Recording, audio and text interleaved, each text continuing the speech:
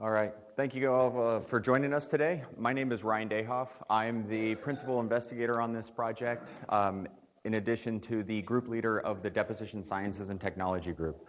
I have collaborators working with me, Orlando Rios and Alex Plakowski. Orlando is actually leading an alloy development effort within the Critical Materials Institute as well. And I'll get into how sort of that alloy development project plays into a lot of what we're doing in advanced manufacturing. I'll start with an acknowledgement. Obviously, the CMI and the MDF are critically important to this project, but also thanks for the innovation tip. This is an important project for actually pulling all of these pieces together. So wanted to start with a thank you there. So to jump right in, most people have not heard of cerium or broad use or dissemination of cerium-based alloys. And so what the Critical Materials Institute is actually focused on here at Oak Ridge National Laboratory is lowering the cost and increasing the efficiency and use of rare earth materials. So typically these materials are relatively expensive. And so this slide, I think, highlights why that can happen, right? So what we do is we start by mining a bunch of elements out of the ground, right? And this can be done in a multitude of ways. We then go through and separate out all of the elements that we want that are important for the value stream. And at the end of the day, we have about 82% of all that is mined in terms of cerium and lanthanum are generated as waste, right? And these two elements go directly back almost into the ground, right? So you spend a lot of money to go through and process these materials. You pull out all the rare earths, and now you're left with effectively stuff that you're just throwing straight back into the mine. What that does is, because there's no use or value stream for that, it drives up the cost of all the other rare earth elements, right? Because you're basically just making a bunch of waste. And so this project is really focused on what can we do with things like cerium, which is the most abundant rare earth. What can we do with that, and where can we put it in order to help that value chain? And so the researchers there did a very excellent job. They came up with the ability to add this into aluminum alloys, right? And this isn't something that's typically done, but it actually has been demonstrated that it creates very unique properties and very unique high temperature properties specifically, which isn't something that you normally find in aluminum either, right? So basically a creation of an entirely new class of alloys that haven't had a lot of exploration, so it's a very exciting place to be in terms of alloy development. And what we found is they're actually very good, right? And so what they've done is we've actually made a couple different parts that have been actually deployed in industry in hydroelectric components. Now this is with conventional casting process. So what you see on the top left corner, this is a gearbox housing that was done with an industrial partner called Emergy. You can see that there's a big sand casting here, and that's actually molten aluminum cerium being poured directly into that casting, right? So this is done in open air. It's a pretty cheap process. It's almost as cheap as it gets, right? This pattern was actually created with 3D printing because it was a very unique design, but that isn't the focus of this project, right? So on the bottom, what you see here, we've actually made some turbine blades as well. Again, through the casting process in very commercial sort of mold technology. So nothing new, nothing very unique with this alloy, but it's actually being demonstrated with commercial success. So here's a video of those blades actually being inserted. And really, this alloy was chosen because of the combination of strength, castability, and temperature stability, but also for corrosion resistance. So there's some debate, we don't know, but we think this might be one of the first uses of aluminum in hydro just because of the corrosion nature of the alloy, right? So this is actually them being inserted, so you can see that this alloy is in use, right? So the title of my presentation was really making a new alloy for additive manufacturing, right? So I wanted to start off here. Uh-oh. How do I start a video? Can I start a video with a mouse?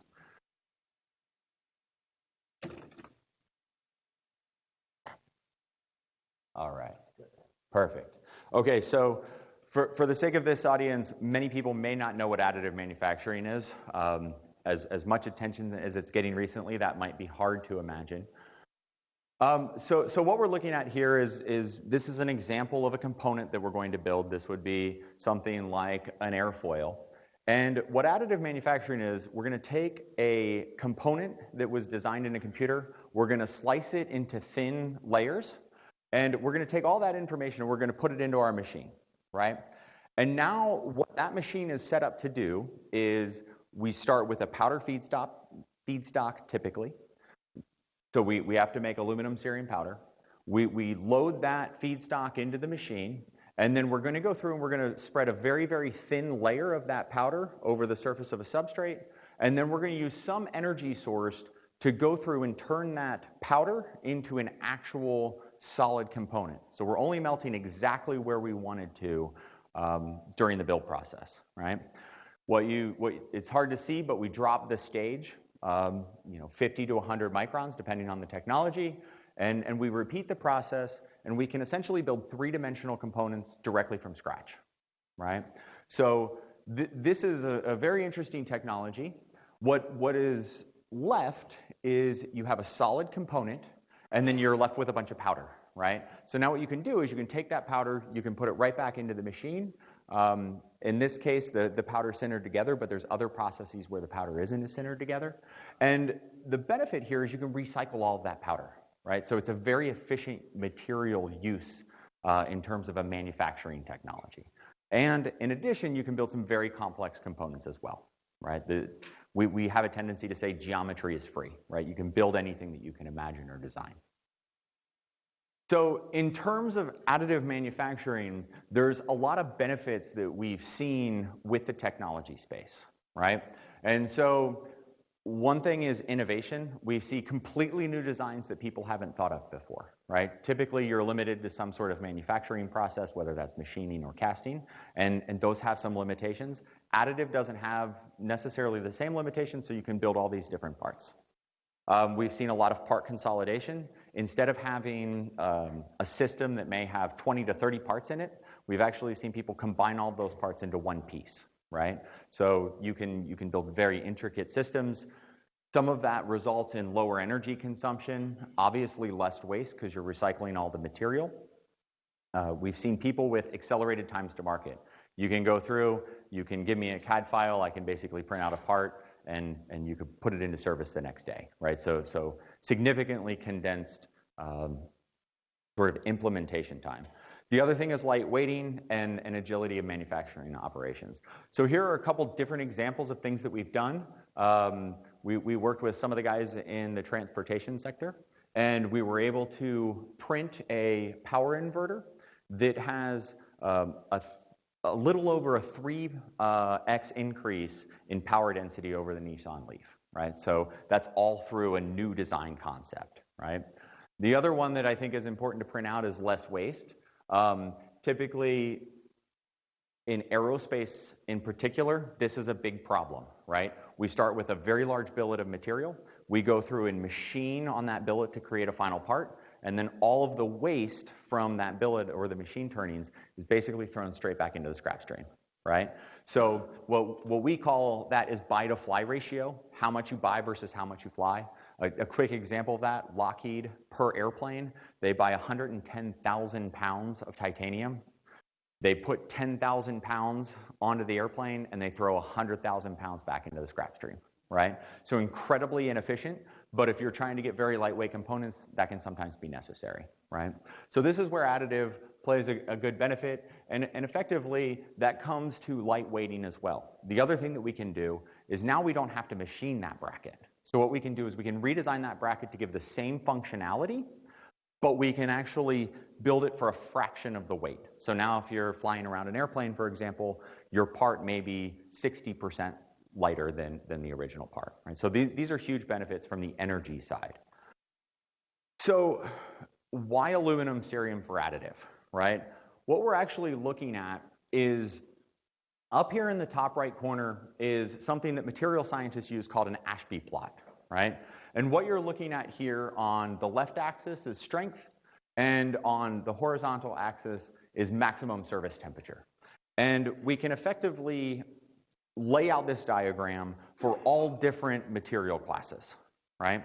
And so you can see things like polymers and elastomers up there, foams, ceramics, and metals is a pretty broad space, right? So what I'm going to do is I'm going to zoom in on the metals, and aluminum that was sort of down in this region on the lower left-hand corner by the blue.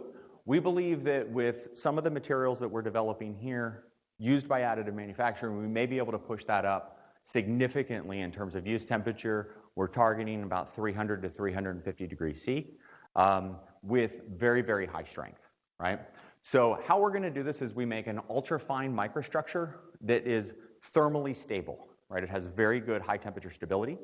We can actually do some alloying to actually make it lighter than conventional aluminum, right? We're adding things like magnesium. In addition, we get very good properties, especially over the casting, good strength to weight ratio, and really right now, I would say that we don't know what the maximum operating temperature is. We have an idea of where it might lie based on some of our previous work, and this is what it is. This is an example of that previous work, where on these axes, what you're seeing is the yield strength at 300 degrees C normalized by the yield strength at room temperature. And so what you can see is that a lot of aluminum alloys fall off in strength as you go up in temperature, and I have a plot to show that. What the alloys that have been developed under CMI are in the top right-hand corner, and effectively that shows that they retain their strength at elevated temperatures, right? So that's important because most aluminum alloys don't do that. One other thing, additive manufacturing, we believe, is the only way to really produce this material, right? And so what we're able to do with additive manufacturing is we can rapidly increase the solidification rate of the material. So as we go through and melt and do that processing with a laser beam or an electron beam, the material solidifies very, very rapidly. And in a lot of cases, that damages most materials that we conventionally use when you turn them into powder and try and process. In the case of aluminum cerium, that actually doesn't happen. It's very good at handling those rapid solidification rates. So what we've done is we've taken some of the material out of an ingot, and we've actually just run laser tracks over top of that as a simulation of what you would see in additive manufacturing technology in terms of solidification rate. And we actually show up above it a hardness map, right? So this is actually sort of a material property that we're measuring, and you can see in that weld pool, the yellow up there is actually almost 2 to 3 times the strength of the base material, right? So why does this happen?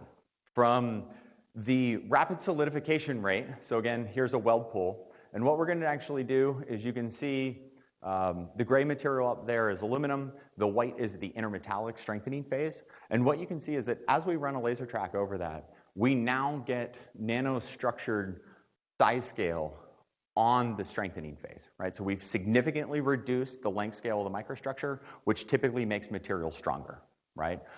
And we don't see any defects or cracking, which is a good thing for additive. So the real opportunity here is to create a combination of yield strength and elongation that's unprecedented. In the top right corner is what you see with conventionally processed material, right?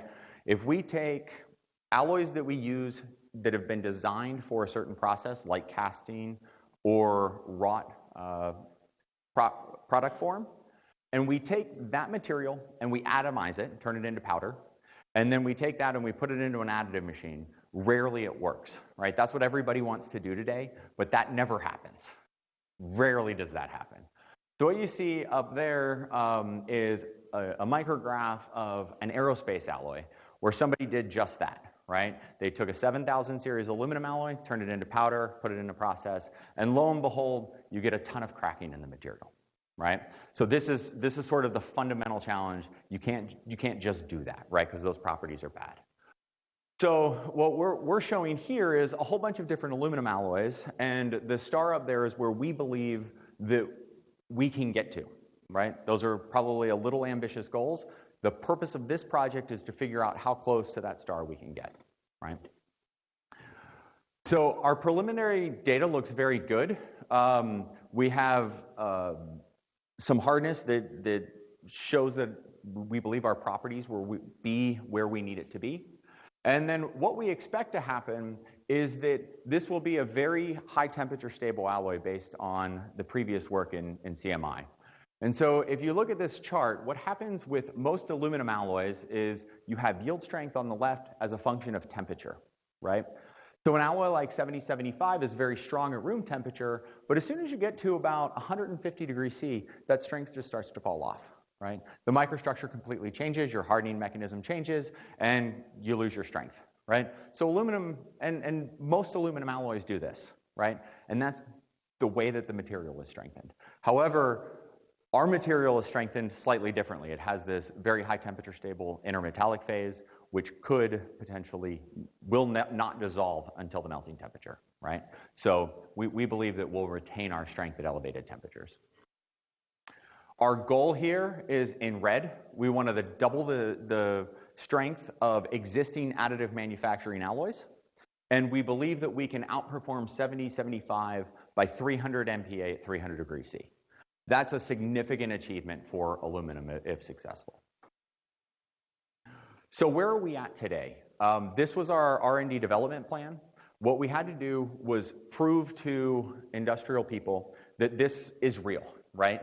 That this can actually work. And so the proposal that we laid out was to go through and manufacture powder. That's incredibly important because you need a feedstock to do this on.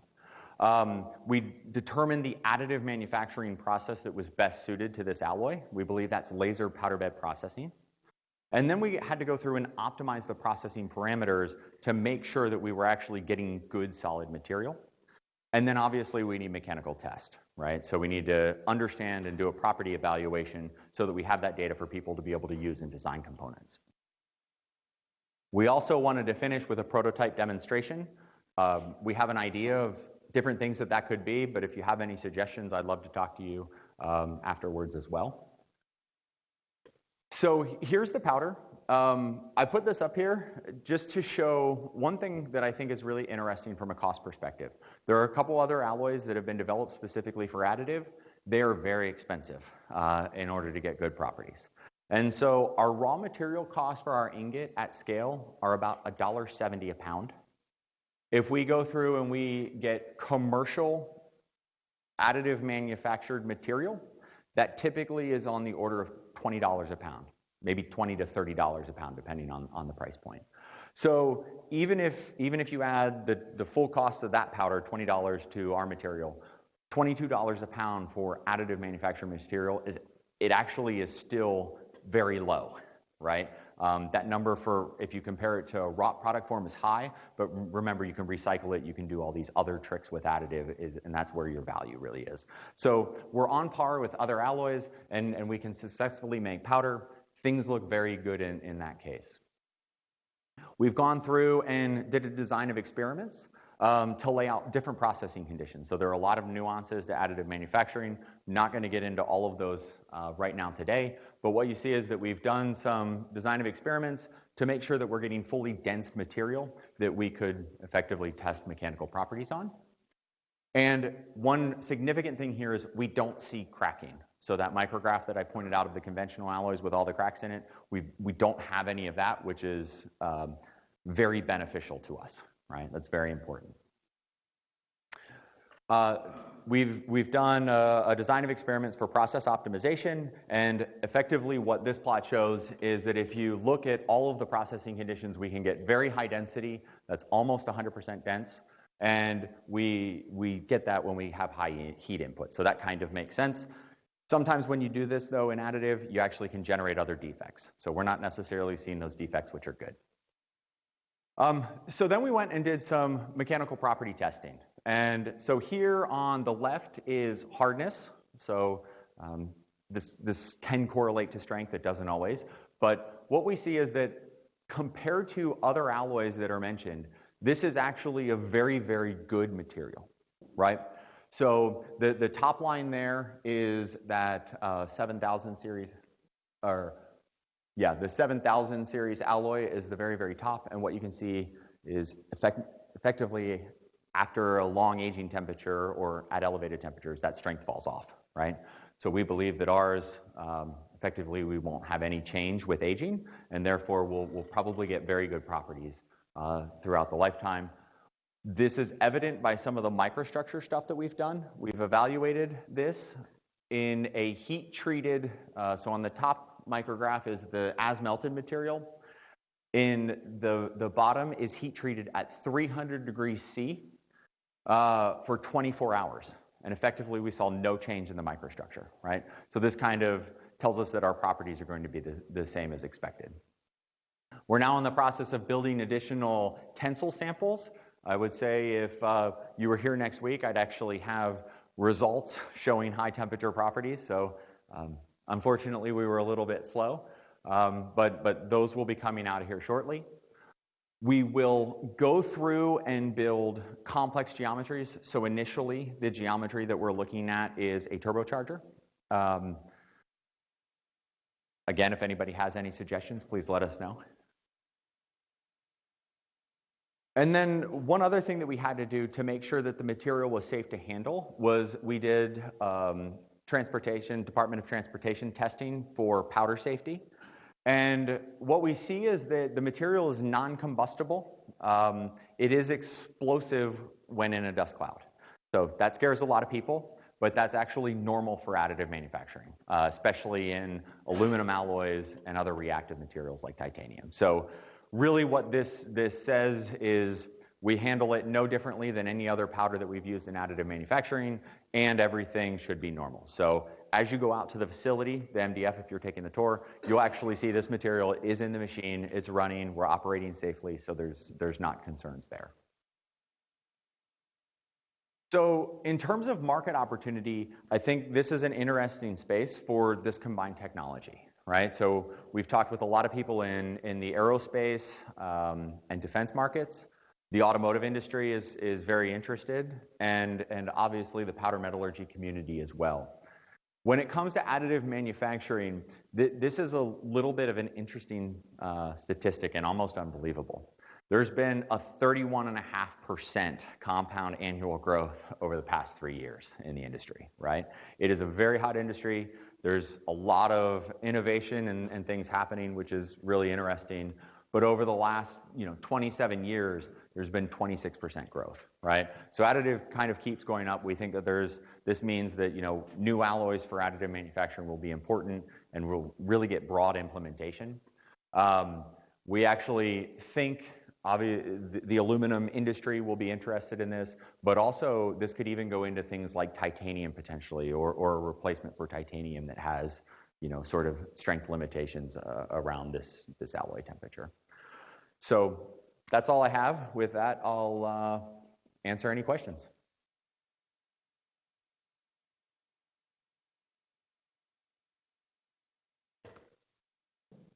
Some questions. Anybody? Real quick, when you say that the material is explosive in the dust cloud? Yes. How explosive is it? What would happen? It would not be good. It would be the amount of explosion would be dependent on sort of how much powder you have. That's typical, to be quite honest. What we do is process the material in an inert atmosphere, so we don't sort of have an explosivity concern. And then we have a whole series of procedures to go through to make sure that you can handle it in a safe manner.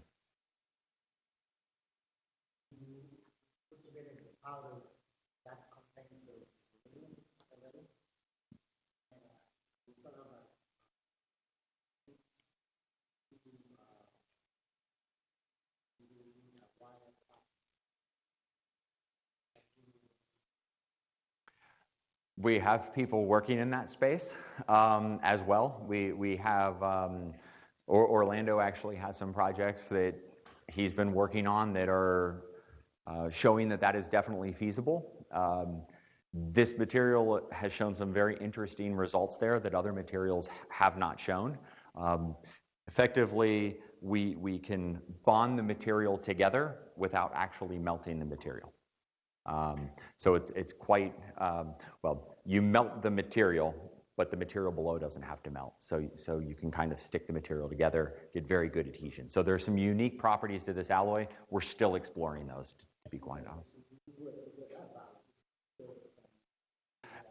Absolutely. Yep, you're 100% correct. This is where we started. I think there will be an entire alloy development class sort of for different processes as well, for sure. So just to be clear, you don't need different change. Yeah, we're doing that today. There's no change in systems. There's really no change in handling procedures. This would just be another material that you can just go and get off the shelf.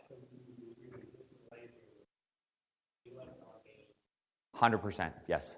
The unique thing, and I don't know if I actually mentioned it here, because the microstructure is so thermally stable, we actually think that we probably don't even need to heat treat the material when we're done, right? There's not this solution treat, anneal, post-processing step. We've gotten away from that in the castings, and that's been a very, very, because if you could create an aluminum where you don't need to heat treat it, that's very beneficial. So there's lots of interest there.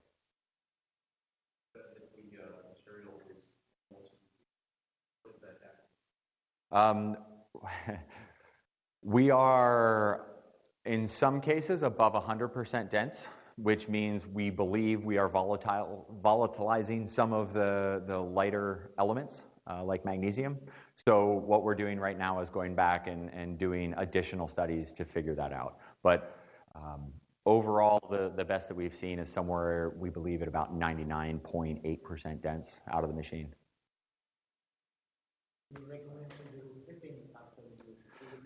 We are doing hipping afterwards. That's a pretty standard process with additive to close porosity. One of the properties that we're targeting is high temperature fatigue behavior, if you're going to put it into something like a turbocharger. And so any porosity in the material will result in poor fatigue performance. And so hipping will get rid of any of that porosity that may still remain.